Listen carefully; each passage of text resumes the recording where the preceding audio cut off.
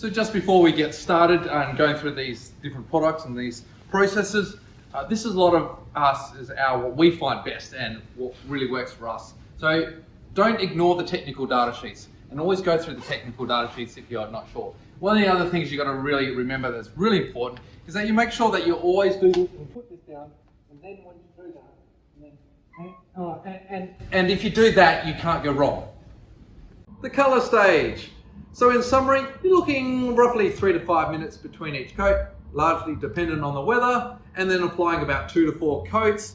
And the difference between 2 and 4 can come down to the quality of paint. The better quality paint can cover it in less coats. And of course, if you're using a poor coverage color like a yellow, you might require a few extra coats to get that coverage. And then eggshelling off between each coat, which means it dries to like a matte kind of satin finish.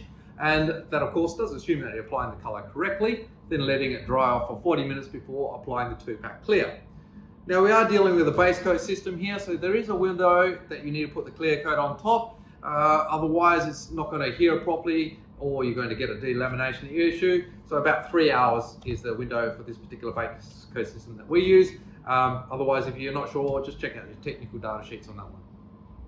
So a couple of assumptions have been made, and that is we assume that the primer has been sanded appropriately with 800 grit wet and dry, or the equivalent 600 dry. And we also assume that because you are using the 2-pack system, that the panel, if you're spraying or doing a blend, has been heated appropriately, 1200 grit wet and dry, or use some kind of mattening agent just to matten the panel down. A couple of helpful things that you might find helpful is just before you're about to apply the color, just use a tack cloth, just the surface tension, nice and light, just to remove any hair follicles or any dust that might have landed on the particular surface. A couple of other things that you might find helpful is that if you get an imperfection, like you get a fly that lands in there or a bit of dust again, just let that dry off for about 40 minutes, then using a bit of 800 grit wet and dry or 1200 grit wet and dry, spray a little bit of soapy water onto the sanding paper itself, then sand back that little imperfection, then wipe it off with a lint-free cloth. Give it a bit of a tack cloth down, and then you must blend the color back on top. Especially if it's a metallic, you must blend the color back on top, otherwise problems can arise.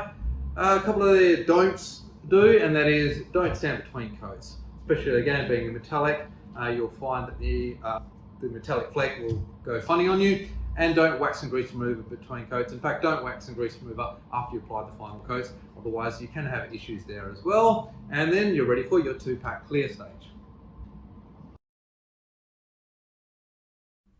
Yeah, make sure it's real glossy.